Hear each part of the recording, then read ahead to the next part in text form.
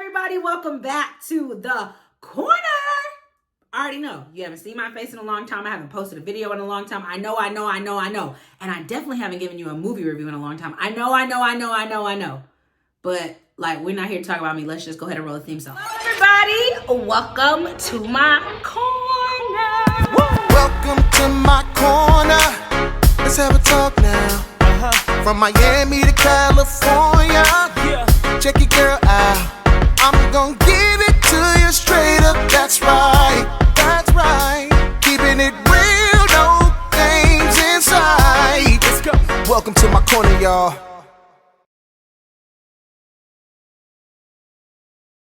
All right, so One Love the movie. It drops today, Valentine's Day. Should you take your bae? Should you pay full price? I'm gonna give it to you real straight up, okay? I'm gonna tell you about the film and what I think review-wise, what it deserves, if it's worth your time. Let's hop into it. So first things first, I was invited by TikTok 2 weeks ago to see a private screening of this film.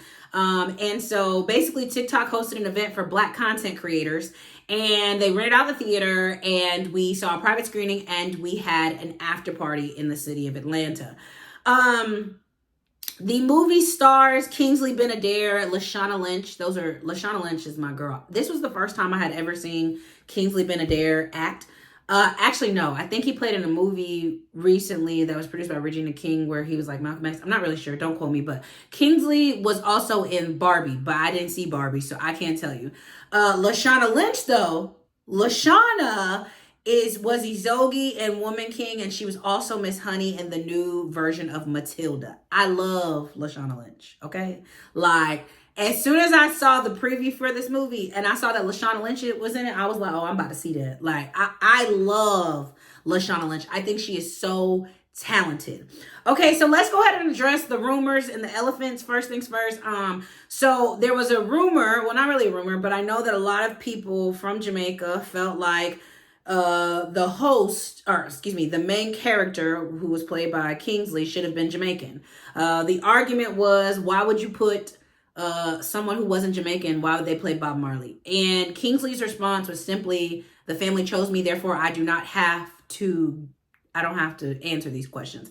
So let's talk about why Ziggy chose him. So Ziggy went in an interview and he said, I chose Kingsley not just because like he was trying to do a Jamaican accent. I chose him because he could capture every single part of my dad. The emotional side, the soft side, the funny side, the sensitive side. It was more than just someone having a Jamaican accent. He wanted to make sure that when he was telling the story, he could capture every single part of his father.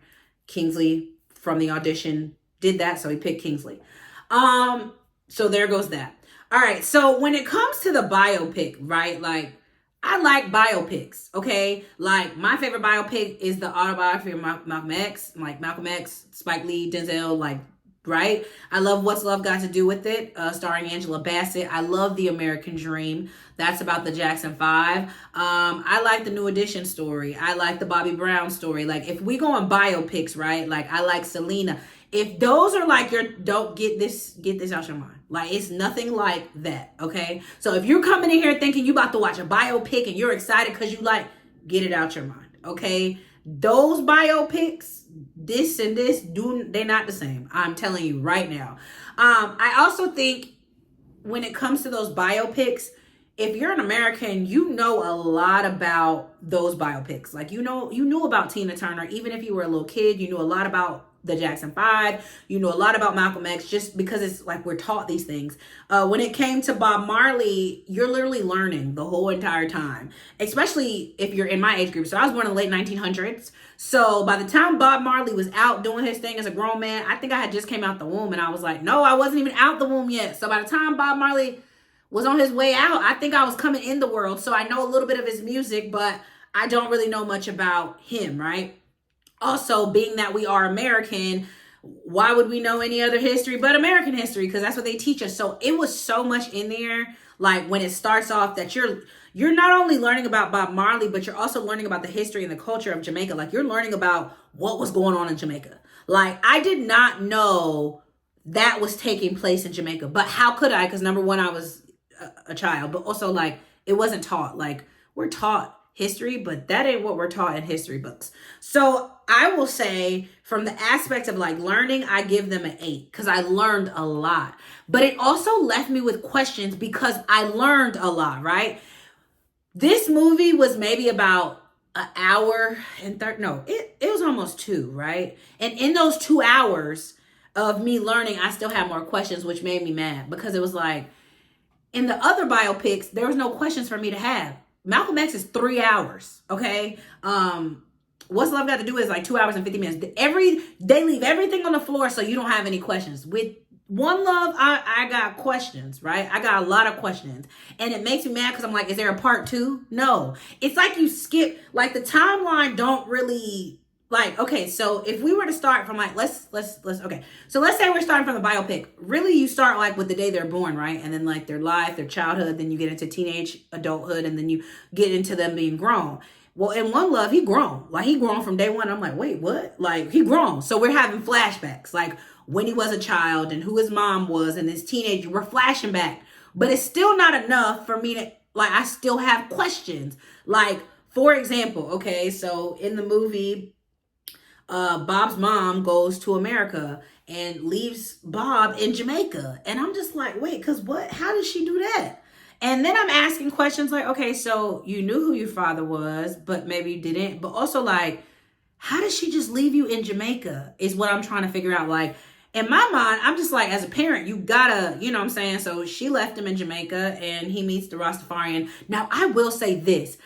I had heard of the term Rastafarian, but from that movie, I learned so much about them because I think the way society paints Rastafarian is as bad and like they're not good people. But from the movie, I'm like, oh my God, they're very intelligent.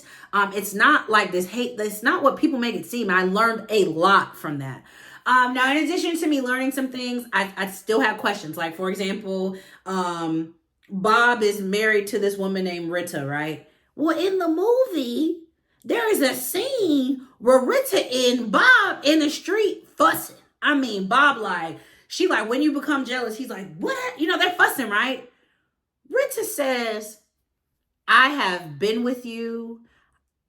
You've had multiple kids on me. And I'm like, wait, when the heck did Bob have more kids? Because we only see these 3. And the only time he talking about kids, he only mentioning Ziggy. So I'm like, wait, when did he have more kids? And when he cheated on Rita, did Rita take in the kids with him? Like, are the 6 kids cool? Were they raised together? Also, when you ship them to America, like, I had so many questions. Like, I wish we could have explored a little bit more about his kids because I'm just like, okay, well, they're still here. So, like, do Ritz's kids, are they the only ones that matter? Or do we care about the other kids' baby mamas? Like, who are the other baby mamas? How many other baby mamas does he have? Are they all living? Are y'all all copacetic? Like, and at the end, I wish I could have, I don't know, I wish I could have seen something because I was a little confused.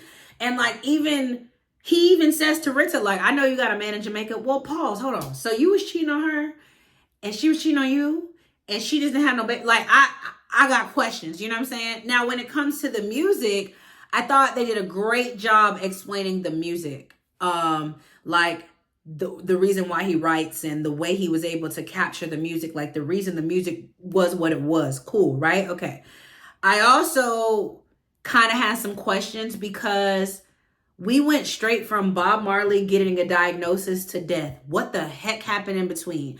After he got the diagnosis, he refused the chemo, but I would have liked to see a little bit more of him going through the cancer itself. Like, did it, because it just escalated. It was like he was diagnosed and then boom, a year later we at the end and he about to die. And I'm like, wait, what the heck? Like, so did he, like, why did he not want to have cancer? Or why did he not want to have chemo? And like, there was some holes I would have liked to have filled.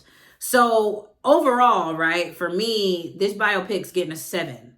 I thought it was great, but I would have wanted more because I was just like, as someone who was born in the late 1900s, I don't know nothing about this man. And you got me sitting in this theater and I'm learning more about him, but like all my questions I had to go answer on Google. Do y'all not know that I hopped on Instagram and I started looking for all the kids? Because I was like, wait, he got 9 kids. Okay, so Ziggy's the oldest, Ziggy's the producer, and Ziggy wrote the Arthur theme song. I'm shook. Anyways, so Ziggy is this kid. And then I'm like, oh, wait, there was a kid who married Lauryn Hill. Wait, there's another kid. Like, and I'm just like, wait, how big is this family tree?